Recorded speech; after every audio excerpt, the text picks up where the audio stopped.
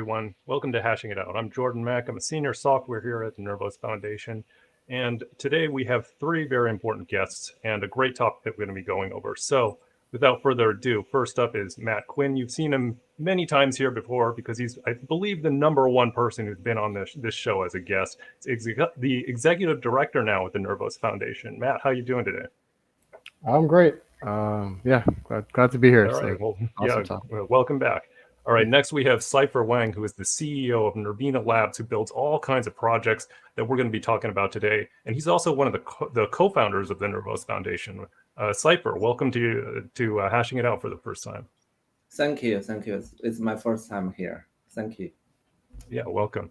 And of course, last but definitely not least, Jan Xie, who is the CEO of Cryptape, who actually builds a lot of the blockchain software with the core team, and he's the co-founder and chief architect of Nervos Network itself. Jan, welcome to the program.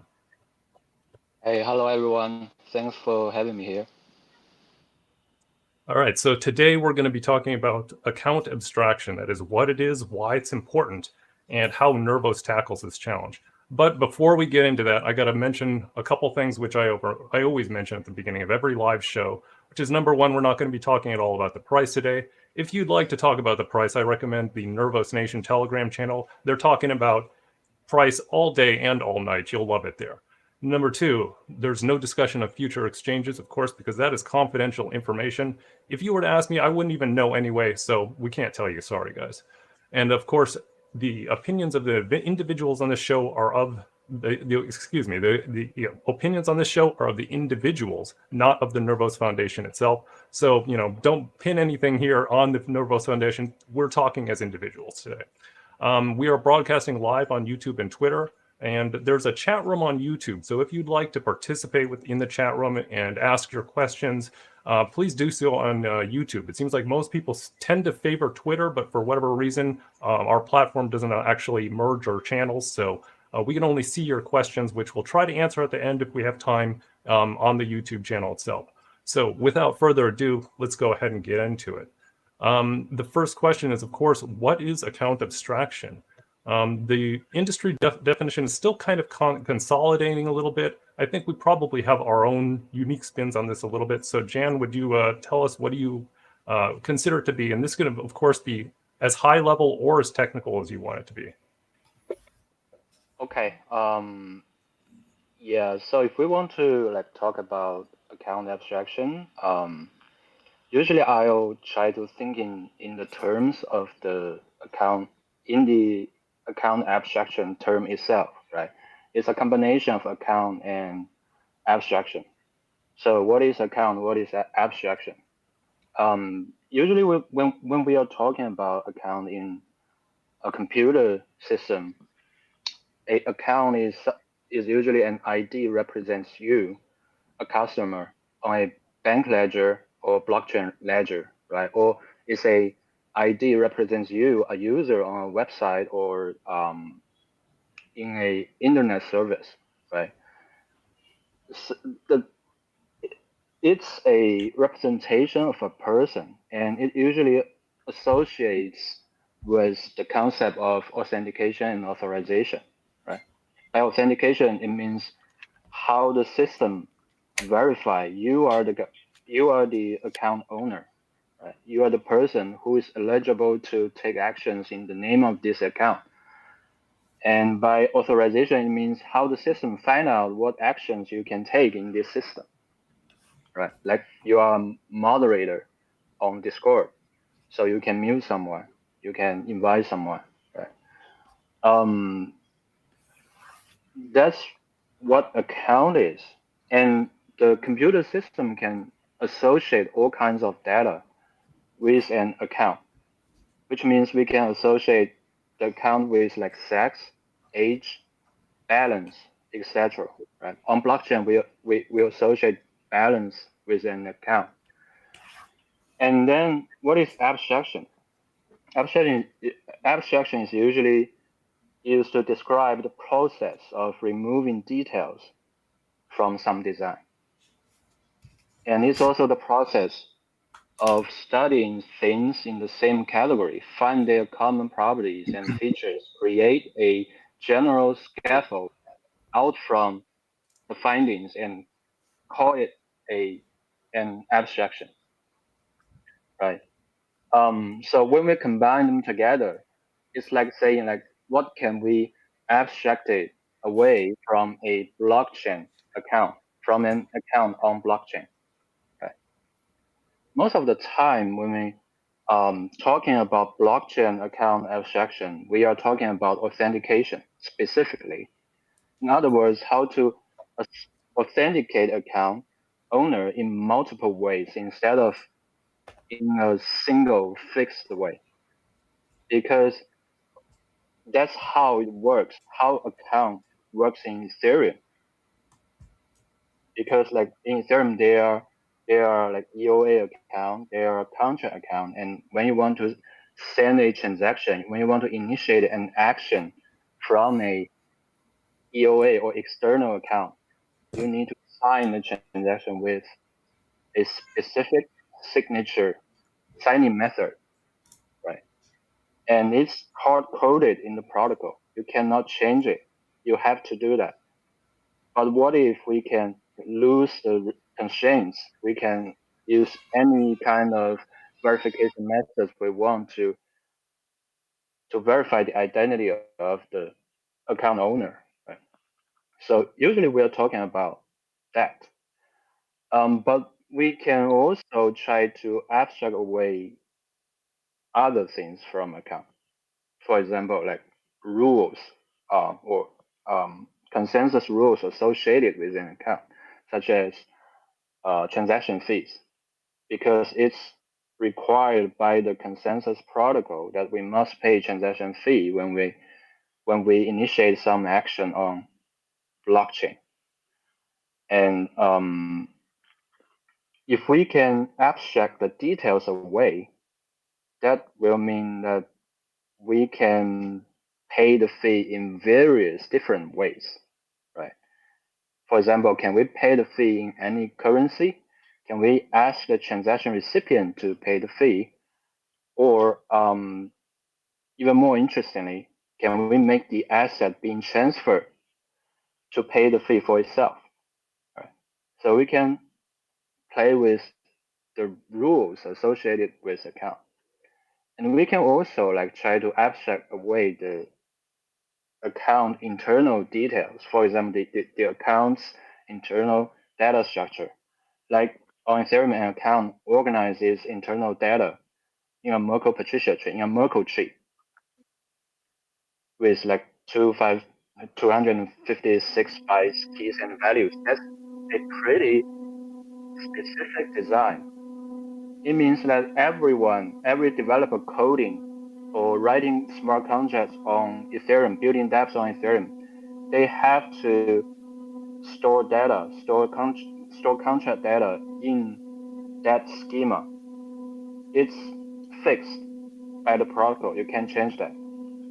So what if we can remove such a fixed internal data structure and allow developers to organize account state in any kind of data structure, right? For example, I want to use a SMT, like simple Merkle, what's SMT? SMT for account state, or maybe I want to use MMR, right? Or maybe I just want to throw a piece of JSON directly into the account state. Which, if we can abstract account design, if we can abstract the account's internal structure, we can allow developers to do that, right?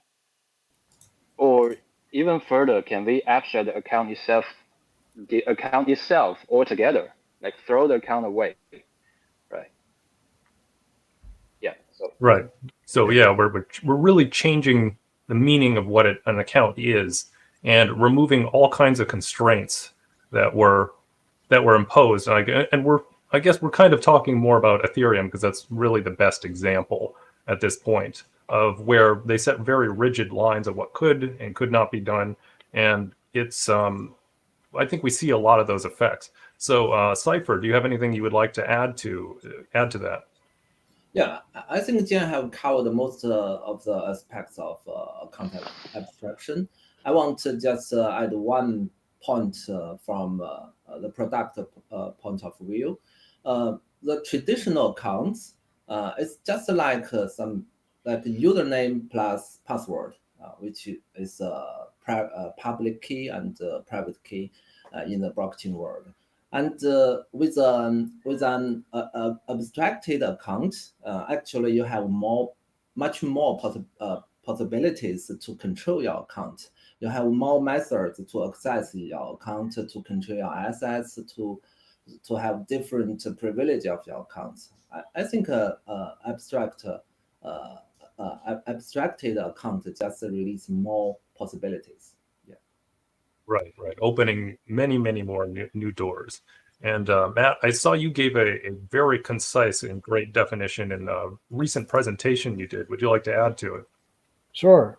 Yeah, I think Jan's explanation kind of covered the entire, I think, landscape of account abstraction, which I think for most people, we really only see the most popular kind of sides of things, and that's the Ethereum world and the ERC 4437. But in that presentation, I kind of took apart our world plus Ethereum's world, and you kind of have two options here. You can abstract control of an account. So like Cipher said, that username and password, you can keep the username and password, and you can kind of enforce programmatic things on what that account does. Or when we move to kind of like the Nervos world, or even this is how Bitcoin works as well, you can kind of abstract away that notion of account completely, where you don't have an in-protocol definition of what an account is, and you just have transactions that can get confirmed or rejected. And you can have notions of accounts mixed in there. You can have user identities. You can have the same kind of programmatic logic. But as far as the protocol is concerned, there's no such thing as an account. It has no visibility of an account. Right. So again, opening the doors and redefining what we can actually do with it and how it's actually able to operate just in general.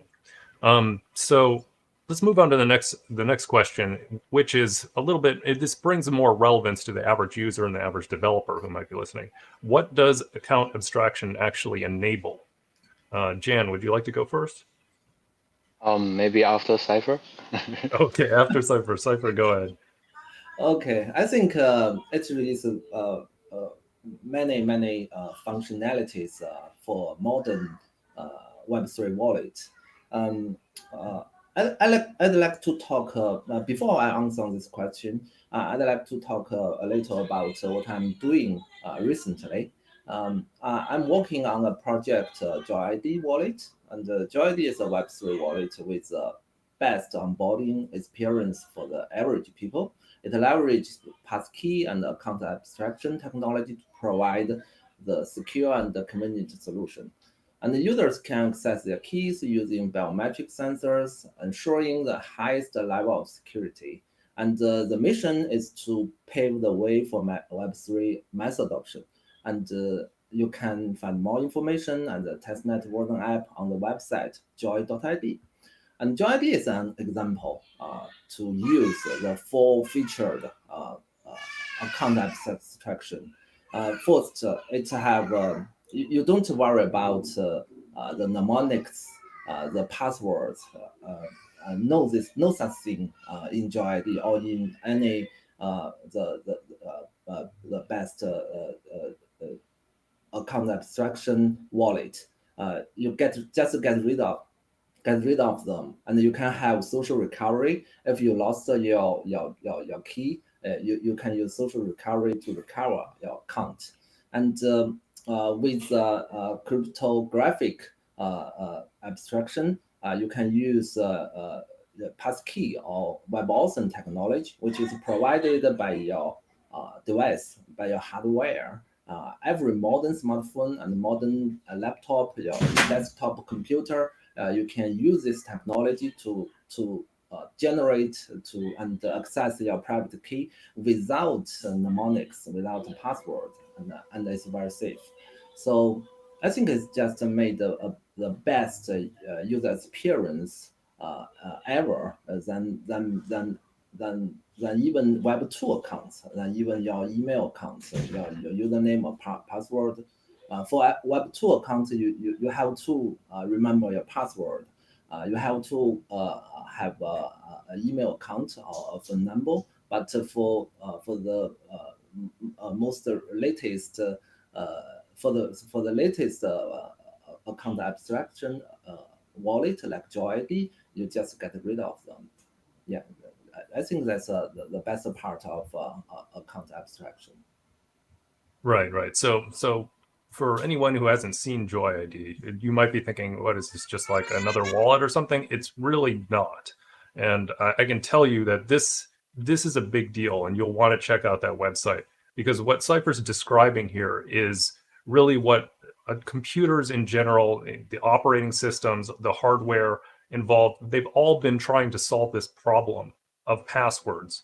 And this is really a full-fledged integration with that, with the hardware, secure hardware enclaves that have been developed in your phone, in some people in their computers, built into Windows, the operating system itself. It all links up with biometrics. Like, it's a really great system that we are not really utilizing today because it is brand new.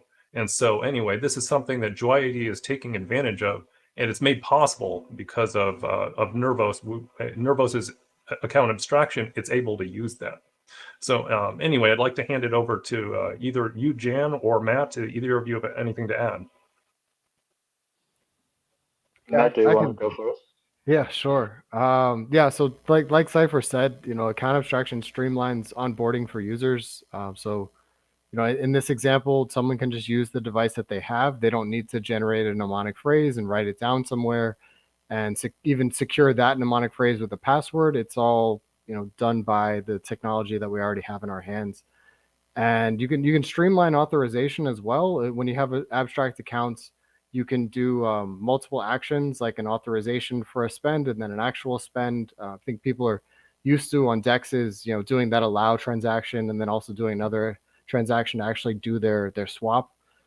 And also allows for smart authorization, so you can do different rule sets. I know Visa had done a hackathon demo where they did a simple subscription on top of Ethereum. So things like that we haven't seen in blockchains yet. We actually do a subscription model that says, this account will spend $5 every month to this other account, and someone can just top up that account, and then they don't need to worry about doing a transaction every month. Jan also mentioned that account abstraction can enable dApps to pay transaction fees for their users, and you can use other tokens to add or to pay transaction fees. Anything to add? Yeah, I can add some. I think account abstraction also can affect the protocol design in a profound way, like not only on like user experiences. For example, like for privacy, right? Like suppose you send 1,000 USDT to a new address using Tornado, right? That sounds perfect. You can hide yourself. No one knows this address belongs to you. It's when you want to transfer some of this USDT out from the new address, you get the problem because you have no ease, right? You have to get the ease from somewhere. Definitely not from Binance or MetaMask. You probably will get ease from another Tornado transaction.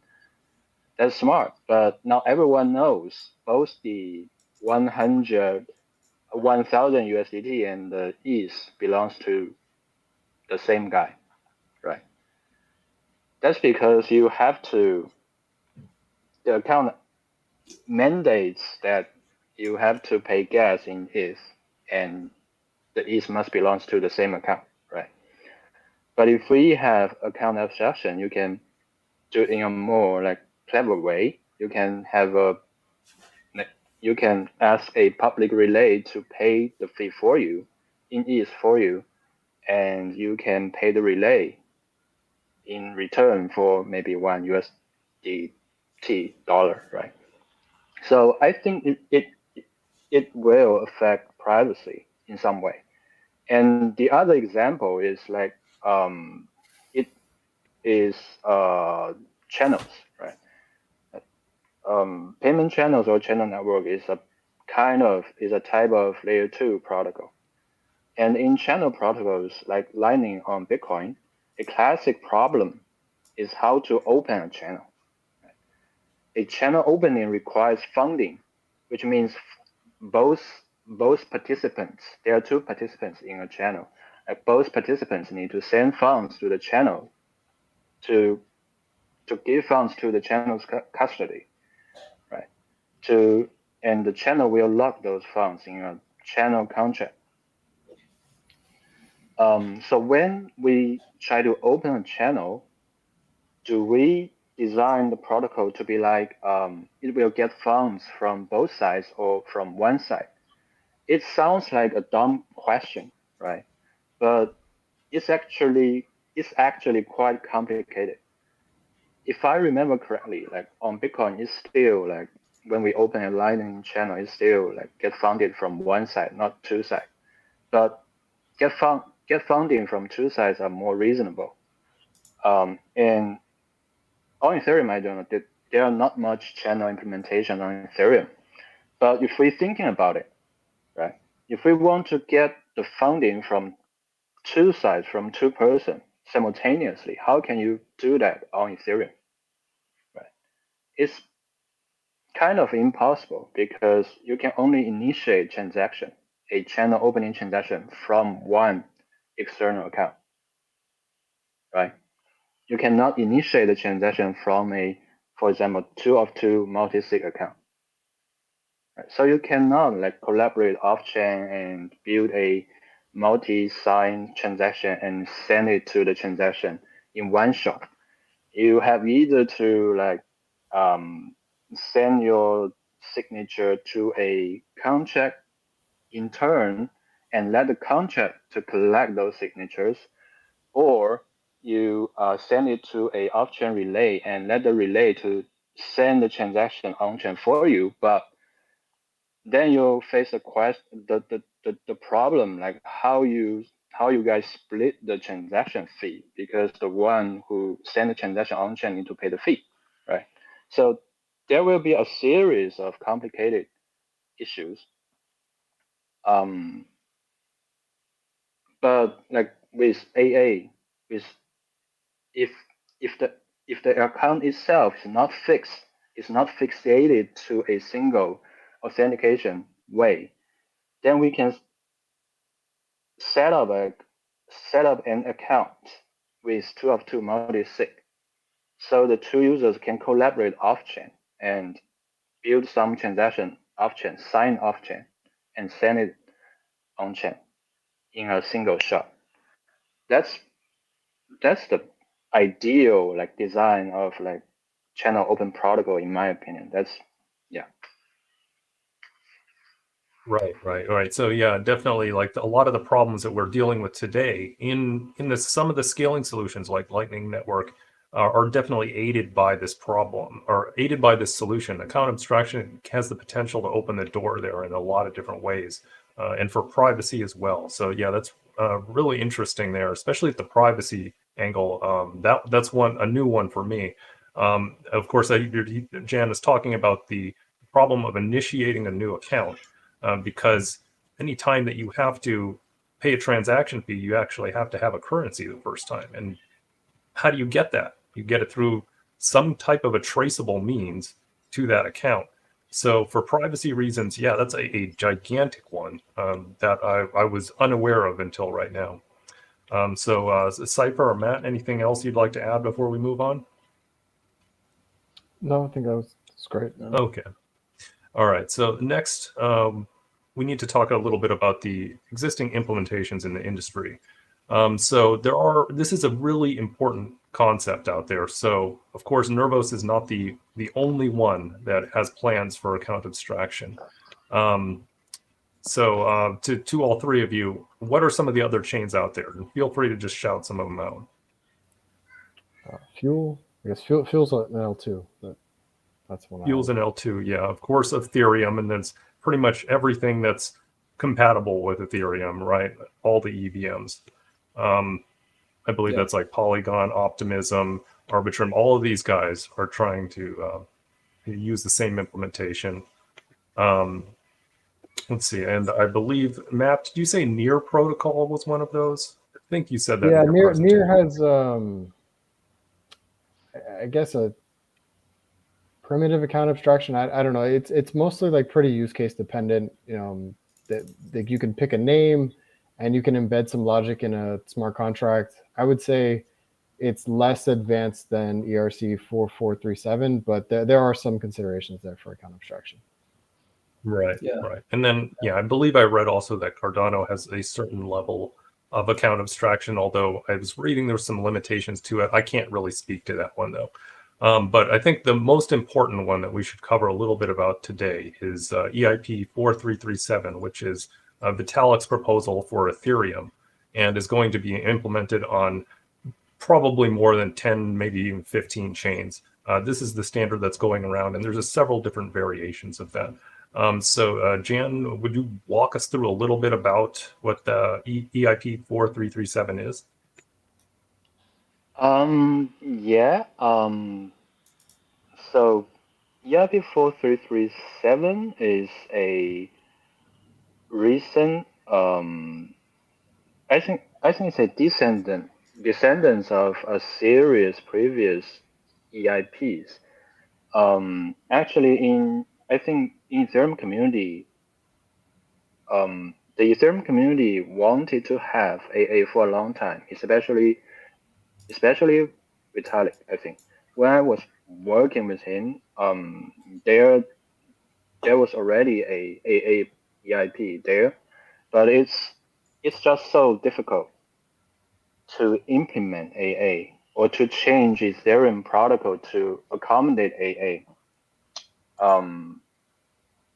Now, because there's already a huge ecosystem building on top of Ethereum, and any fundamental change to the Ethereum protocol brings a lot of maybe risks, and AA is such a fundamental change because it requires because it changes the way an account authenticate the owner's identity. Previously or currently, it's fixed in Ethereum protocol, so the whole process costs a fixed amount of gas. There's no gas there, but if you imagine it, because the algorithm is fixed, so the cost is fixed, right? There's no room for program in either good or bad way, right? But if we lose a constraint, if we make the authentication process a flexible, arbitrary process, then we can use for good things, but it also can be used by adversaries for bad things, like to write super complicated authentication code to cause the network to a halt, right? So you need some kind of prevention mechanism attached to the AA mechanism. And that's why if you look into the EIP 4337, there's many paragraphs talking about how can we prevent attacks. I think the sentences spent used for like security concerns are even more than the protocol itself. And so you'll get an idea of how complicated it is. And it's for 4337, which is a layer on top of Ethereum protocol. 4337 doesn't change Ethereum protocol itself. It's layered on top of Ethereum protocol to build another mempool, which is a transaction pool used for AA transactions specifically. And what EIP 4337 does is it allows users to sign messages to express their intention, what they want to do with an app running on Ethereum, right? they can sign a message, which is not a normal transaction. It's just a message saying like, I want to swap maybe 100 USDT with like 2 ETH in Uniswap. You sign this message, this intention, and send it to some relayer in the account abstraction network. So there will be many relayers, and you send it to one of them, and the relayer will collect all those user signed messages and aggregate them into a single Ethereum transaction. And then the relayer will send the Ethereum transaction on Ethereum network. So it's a middle layer between the EIP 4337 is a middle layer between Ethereum protocol, Ethereum network, and the user. Right.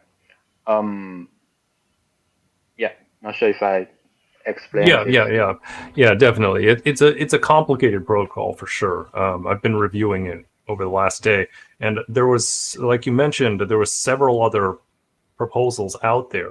The earliest one I could find was approximately 2016, and there was at least 2 or 3 that came after that as well. Jan, do you remember approximately what time you may have first heard about account abstraction being mentioned on Ethereum? When was the first proposal, maybe?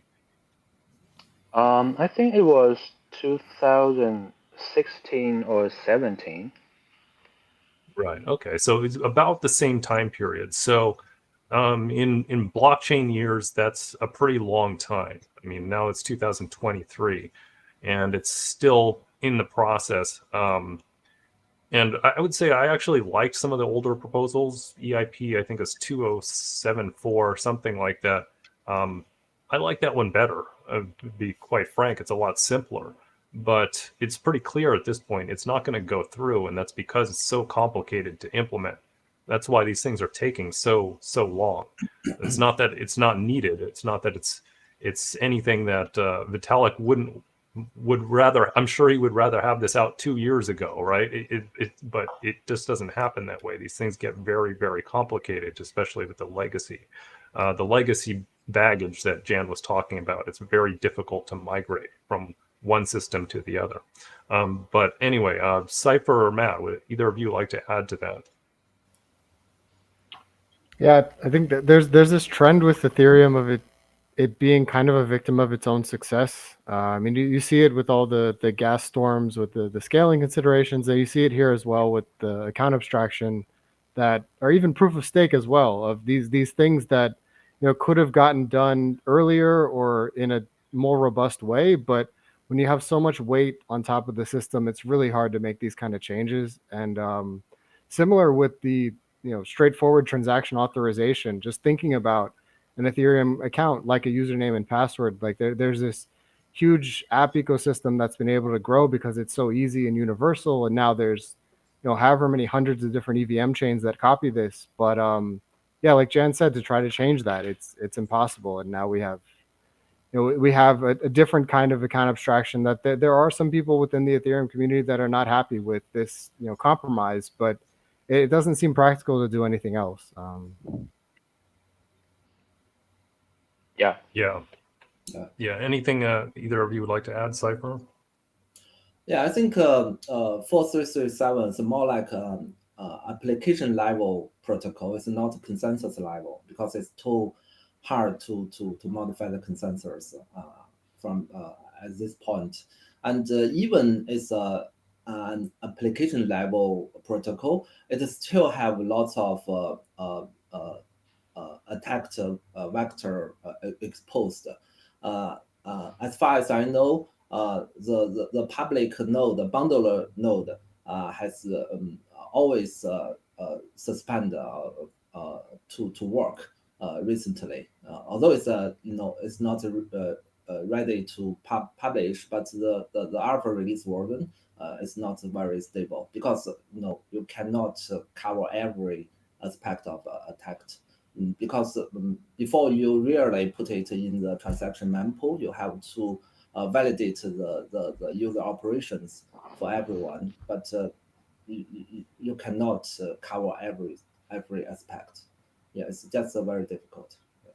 Right. I believe I read about some of that. There are problems with this implementation, which I think, in Vitalik's own words, he wanted to get it out the door.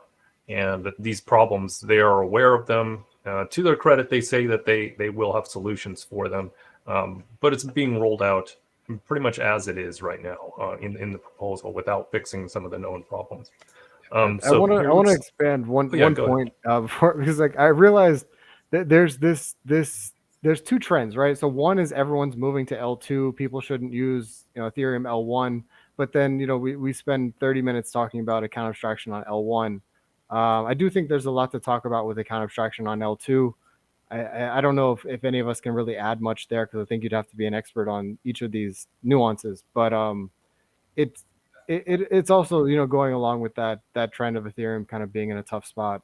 There's so much work to do account abstraction on L1, but users are supposed to use L2 anyway. So it's tough. I mean, it's tough to be at the top. Yeah, I mean, that's true. But with EIP 437, they kind of get both of those, don't they? Because they'll get all the L2s as well.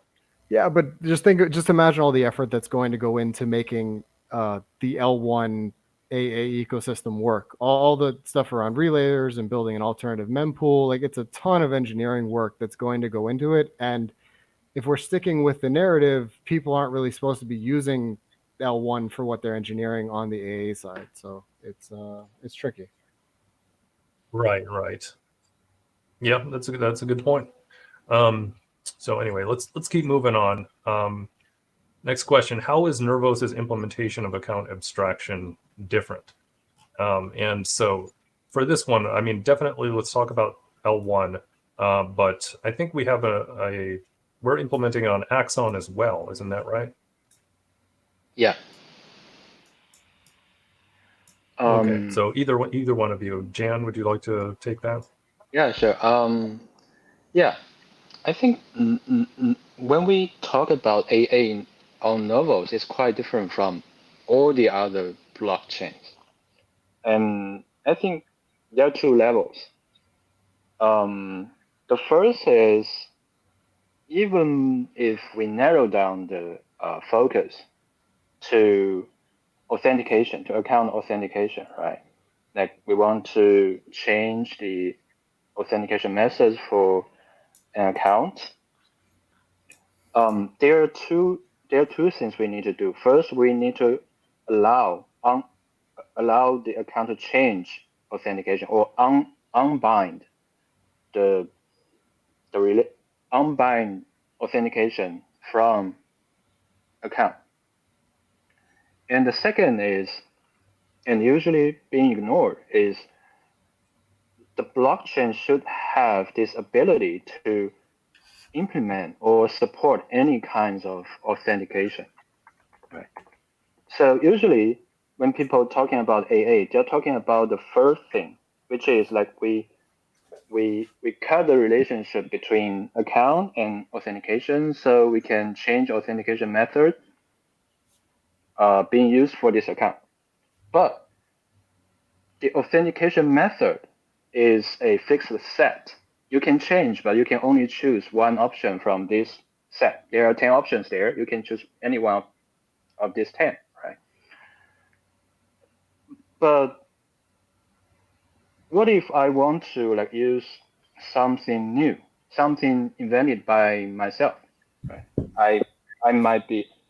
I'm probably a cryptographer.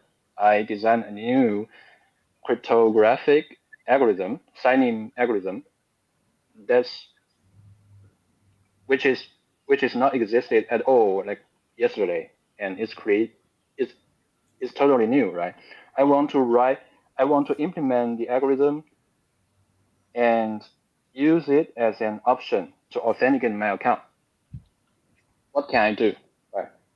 That, I think such kind of ability only exists on Nervos CKB today. Right. Even if for example, we recently ported the Sphinx algorithm to CKB, which is a quantum resistant algorithm. And if you are super like how do I say that? If you're super crazy, you're really worried about the possibility that someday like a quantum computer come out and it breaks your lock, your account and steal all your assets. You can use Sphinx to protect your asset on CKB today. But I think it's really hard for you to do that on Ethereum or any other blockchains. Why? Because if you want to run a new cryptographic algorithm efficiently, you need very powerful virtual machine to support that. And that's enabled on Nervos because we have CKB VM, which is like RISC-V compatible. So we can easily port any new cryptographic algorithm written in C or Rust to CKB, right? You cannot do that on Ethereum because you need to rewrite it in Solidity, and the Solidity implementation will be super slow, right? So it's two parts in this in AA. First is like unbind account from authentication. The second is you need to support any kind of authentication method, cryptographic algorithms, even if it doesn't exist today. And I think like things like JoyID is a pretty good example of this ability because the underlying protocol WebOSN used by JoyID, it doesn't exist years ago. But like CKB existed, launched in 2019, right? When CKB launched, there was no like WebOSN, or it's not being standardized or being popular at that time. But it doesn't matter because the underlying protocol is abstract, and we can adapt it. We can adapt to those new advancements. So that's the first level of account abstraction. The second level, that's the first level of difference between like Nervos and other blockchain. And the second level is, if we think this in a fundamental way, right? Maybe we can say that Nervos is doing this. Nervos is thinking this with the first principle. Like, why bring in the concept account in the first place if we want to remove it later, right? If you think about it, account abstraction means we want to remove account from the account model. So why do you do that? Right? It feels like stupid to me. And if we dig this deeper, it means we need to ask this question. Like, in other words, is account a necessary component to your protocol? Right? Is it a necessary component to blockchain? If we think in this way, we may see a different world, right? A world like which is not built upon accounts. It is built upon something else. And the answer to this question is apparently not, right? Because the first blockchain, Bitcoin, already showed us that account is not necessary. There's no account in Bitcoin design. There's only UTXOs.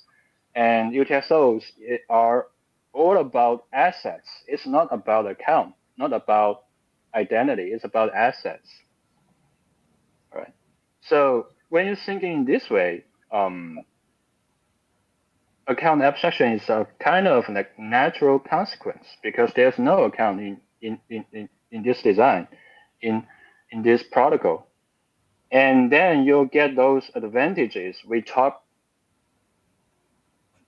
by default, right?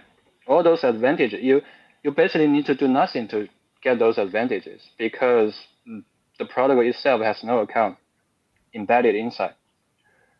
And the whole design, the whole architecture is more simpler, concise, and coherent. Because what we are doing is not like add something in and then take it out. It's never be there before. It's never be there, right? So this is the second level difference. between Nervos design and other blockchains. There's no account at all in the protocol itself. Right. Yeah. So I'd like to try to unpack. There was a lot of information there. I'd try to unpack it a little bit and simplify it. So what Jan is really expressing here is that Nervos is designed from the very beginning. They have already seen some of these problems and they thought through them, so that the protocol, out of the protocol level, the first version that came out had these it was flexible enough to accommodate all of these types of changes that are happening now, and they weren't even fully anticipated back when Nervos was first conceived, like WebAuthn, which is what we were talking about earlier. This is the hardware enclaves, secure hardware enclaves that are built into your phone, built into the operating system. That didn't exist back then, but Nervos is able to take advantage of that because it is flexible enough to really adapt to anything in the future. These types of changes don't require any huge rewrites of the protocol. There's nothing that needs to be redesigned in a strange, hokey way that's like building outside of the protocol and trying to shoehorn these things in. It's all been there from the beginning. It's always been flexible enough to accommodate this kind of stuff. So the only thing that we can really be sure of in the future is that we don't always know what is coming next, and we won't be able to anticipate it. So building this level of flexibility and right at the core has always been a first principle design of Nervos, and that's why we're able to adapt to these things, why we're able to build in things like quantum encryption so much quicker without a hard fork or anything like that, is because this is all part of the design to be that flexible. So anyway, I want to make sure that Cipher or Matt, would either of you like to add to that? Yes, I'd like to take JoyID as an example how we use account abstraction on Nervos. JoyID adopts a CKB style, as known as UTXO, to store the user's key setups generated from different devices. And also it stores the recovery logics, your social relationship, how to recover your account.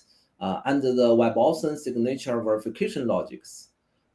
You can connect your account with different devices, including your iPhone, Android, and Windows, MacBook, and so on. And you can get rid of the concepts of public key, private key, mnemonics, and the password forever. So it's just one fingerprint press or Face ID scan, and you can have a crypto native account. And that's it. We make it so easy, so simple, thanks to the features provided by Nervos, which I think are two most important feature.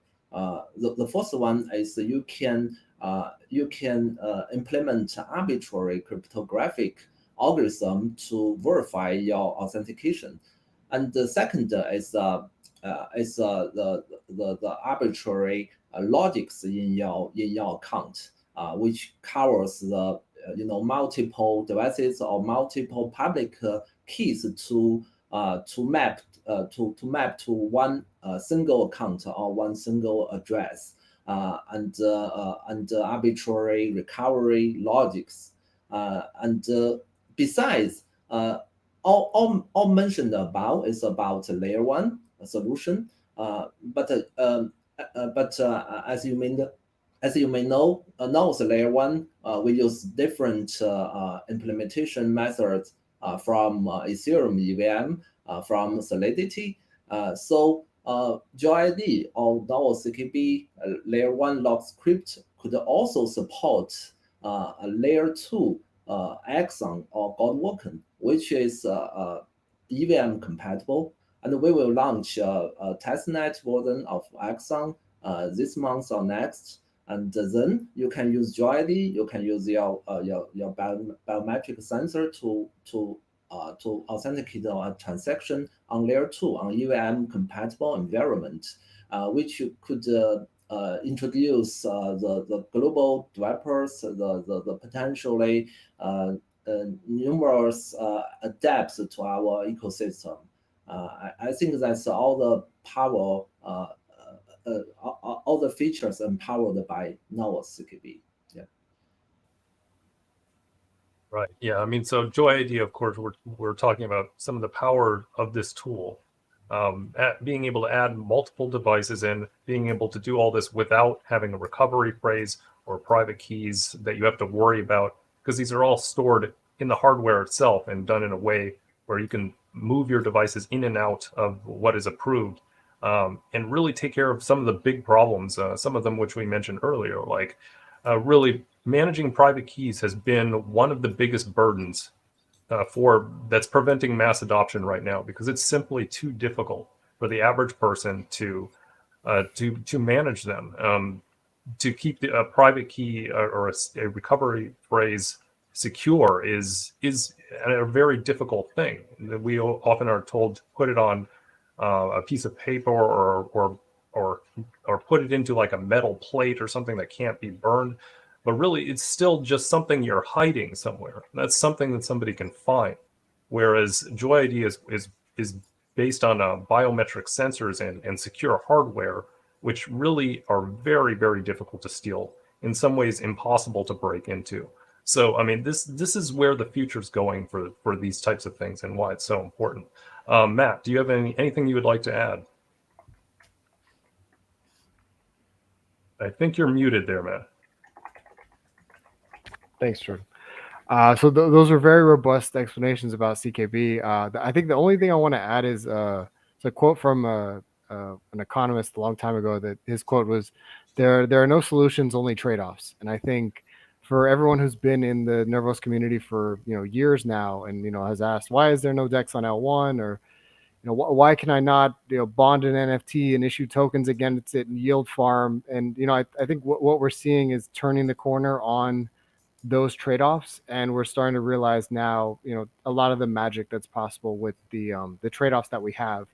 And as I mentioned before, with the account abstraction on the L1 of Ethereum, the second part of that quote is you get to choose what trade-offs you make. And I think the trade-offs that were made with CKB in the interest of scaling through layer 2 seem to be going in the right direction. Like we seem to continue to get more evidence that is the right trade-off to make, to trade off the programmability of the L1 for flexibility, and to move everybody up to L2. All right, so we are running pretty low on time here, so I want to make sure we get through the last two questions. The next one is, how can a dApp developer use Nervos's account abstraction in their dApps today? Jan or Cipher, would either of you like to take that? Yeah, I think I have talked about how JoyID use account abstraction. Yeah. Right. So that's the obvious one, and where exactly is that in its readiness? Where is it? Is it production completely, or about what percentage is it ready? I think we will release the mainnet version 2 months later. Yeah.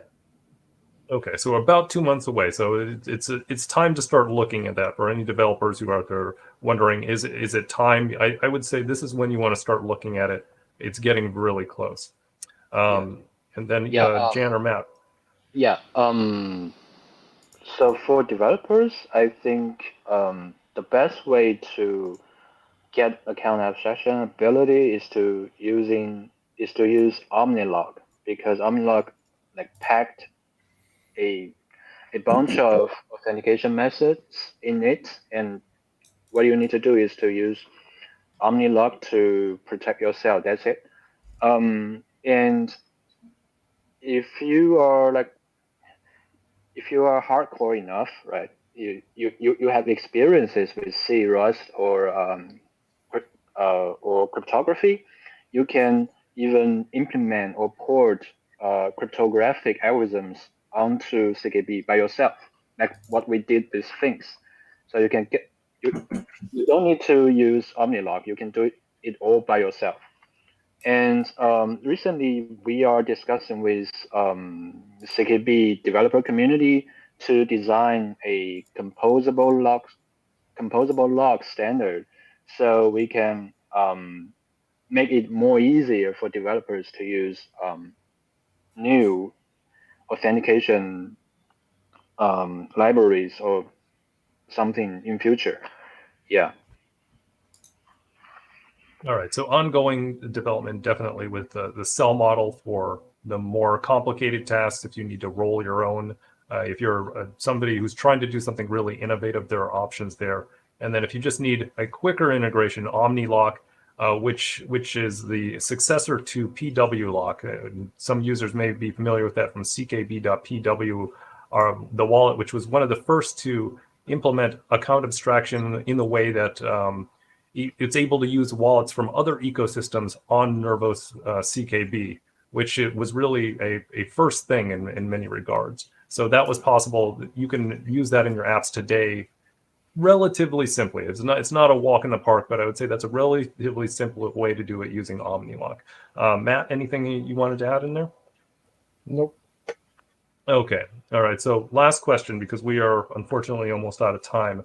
What will account abstraction enable developers and users to do in the future?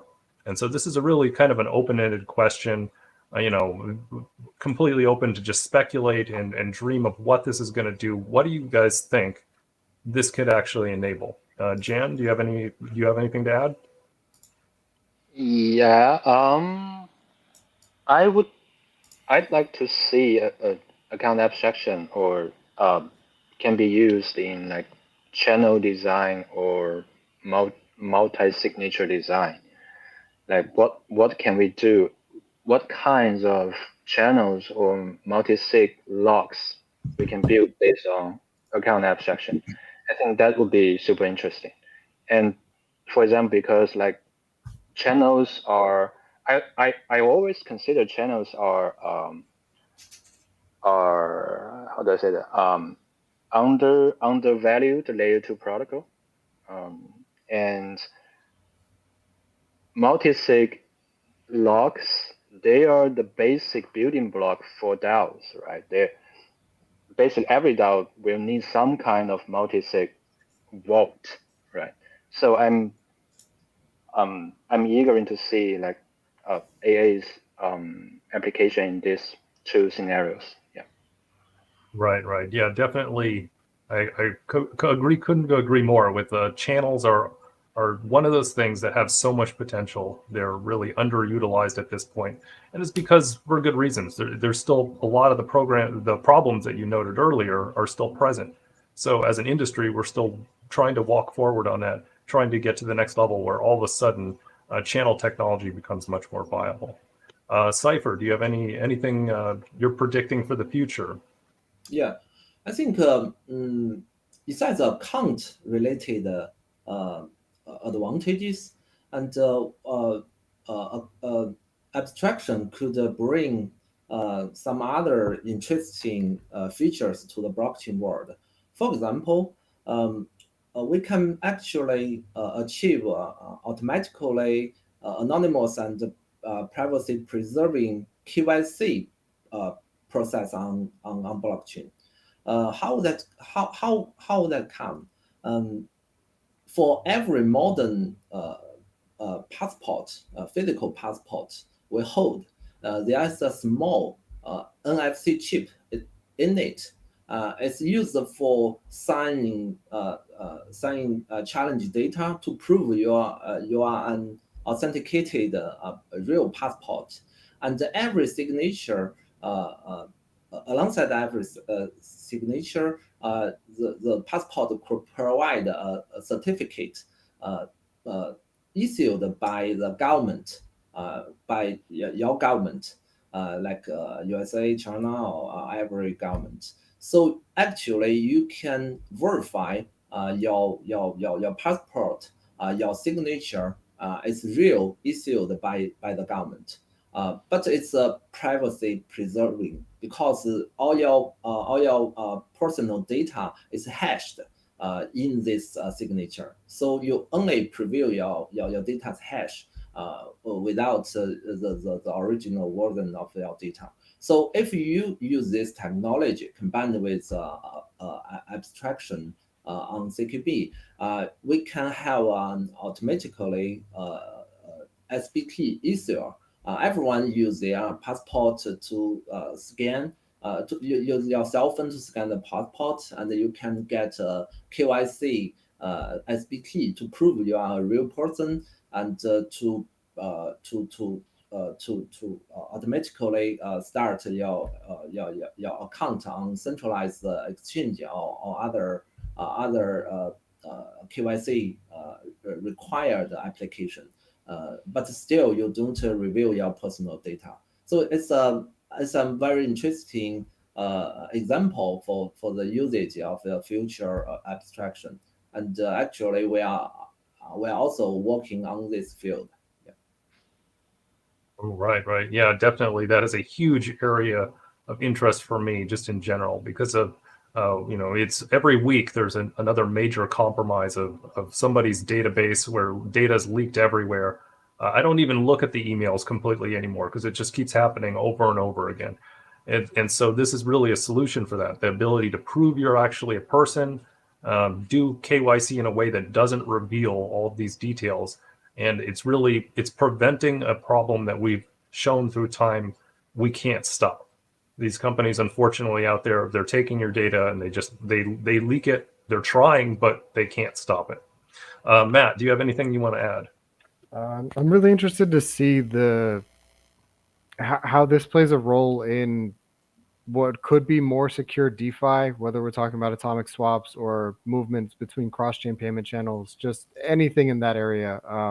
There's a ton of channel research in the Bitcoin community, and unfortunately, almost all smart contract platforms can't really take advantage of it. So seeing how all of that brain power kind of plays in a more open-ended ecosystem, really interested to see what amounts there. Right. And the one I have is I want to see the death of passwords. Like, I have a password manager like a lot of people use. I have something like 2,000 passwords in there. I'm not exaggerating. Something like JoyID is a solution, the first solution I've ever seen that I would truly trust to replace all of those passwords. And I would love to use something like that, not just for blockchains, but for every website that I log into. So I think it's inevitable that a service like this, that's this well thought through and put together and integrated with everything, is really going to dominate the future and make things safer. It's going to make a much safer environment for people because password theft will become a thing of the past. So we are pretty much out of time, but I think we had one question here which we might have time for. It's a pretty simple one. How long do you guys think Ethereum will take to get something similar? So if he's of course talking about account abstraction, they're working on EIP 4337. Do Jan or Matt or Cipher, do any of you know exactly what the status of that is right now? I would say a lot of work in the next 12 to 18 months. I think that's a lot of where we'll see that gap closed. I was wondering if the question was about how long it would take for Ethereum to deliver something similar to, I guess, the more greenfield kind of Nervos account abstraction that we've been talking about. Oh, what? Oh, the full solution. I didn't know. I mean, it could be taken both ways. There's the boring answer, which 12 to 18 months, I think, for 4337. But bigger picture, does anyone have any estimates on how long it would take to realize more robust account abstraction? Doing, I don't know, different cryptographic algorithms, I think would be a great place to start. Look, I mean, as Jan mentioned, this stuff started back in 2016, right? I don't know if you wanted a true, more greenfield solution, something equivalent to what Nervos has, I don't know if that's happening this decade. I mean, realistically, I've watched this kind of stuff trickle out of Ethereum many times, a lot slower than anybody wanted it to happen. And that's unfortunately the way these things go. They are very difficult. Yeah, I think they can speed up if they replace EVM with CKB VM. Well, that would be a way to do it. Yes, that would speed up the entire process. So anyway, guys, we are unfortunately out of time. So I want to just quickly cut to final thoughts. If there's anything you'd like to leave with the audience, Jan, do you have any final thoughts about what we've discussed today? Yeah, AA is cool, and we already have it. It's in production online on CKB network. So yeah, and I want to take the chance to ask everyone to show some love to CKB Community DAO. It's a DAO, and it needs everyone's participation. And there are proposals there waiting everyone's votes. Yeah. Yes, we definitely need to start voting more, and that myself included. I'm guilty of not voting yet. Cipher, do you have any final thoughts for us? Yes, I think the Web3 narrative promises a wonderful future for the whole world, but it won't be true without the real mass adoption. I think there will be an adoption turning point when the use of Web3 wallet is easier than that of a Web2 account. And I believe that with Nervos CKB and the account abstraction technology, we are making it possible now. Yeah. Well, I'm telling you, it might take a little while, but I'm ready for it now for sure. Matt, do you have any final thoughts to leave the audience with? I'll second what Jan said about the DAO. I think we talk a lot about technology, but I think we definitely can talk more about culture. And I think the culture behind this project is the right one. And I think the technical things that we're seeing now that are, I guess, other people are realizing the kind of things that we've been have in mind is indicative of that. And my answer to the Ethereum question was I think we'll see things like this in maybe 5 years, because the Ethereum project is more than open to turning the system completely inside out to accomplish things. And that's just not the culture that we have here. And I think that is the way to build a decentralized system. And I think, this will be another one of those things that is just the right answer over time, that, CKB is there. It's not going to change very much. We'll continue to see it advance and people will build cool things on top of it. But I think we have the right kind of culture for building a decentralized system. So glad to be a part of this. Yeah, absolutely. Yeah, so account abstraction is of course a very, very important concept for Nervos, but also the entire industry. Like so many other important concepts, this is one that's going to evolve over time as the industry learns how to use it. And slowly but surely, it's going to help deliver a much, much better user experience than is available today. And so account abstraction is an essential part of what we as an industry truly need for mass adoption. And it becomes increasingly more powerful concept as more different chains start to adopt it. So we really we need other chains to start implementing this as well. It can't just be Nervos alone on this, because we're moving towards a multi-chain future, and Nervos is going to be a big part of that. So anyway, I'd like to thank the three of you for joining today. And the last thing that we need to do is quickly, each one of you, if you could give the socials that you think that people should follow. Jan, could you go first? Yeah, just follow me on Twitter. My handle is busyforking. Okay, Cipher, how about you? Me too. My handle is crypto Cipher. Okay, Matt. CRYT Cipher. Yeah, sorry. I'm Matt_Bitcoin, and join the Nervos Nation Telegram too. Oh yeah, definitely, and check out the DAO. Okay, so thank you, the three of you, for being here. And of course, thanks to everybody for listening at home and taking some time out of your day. We will see you next time. Yeah, thank you, everyone. See you.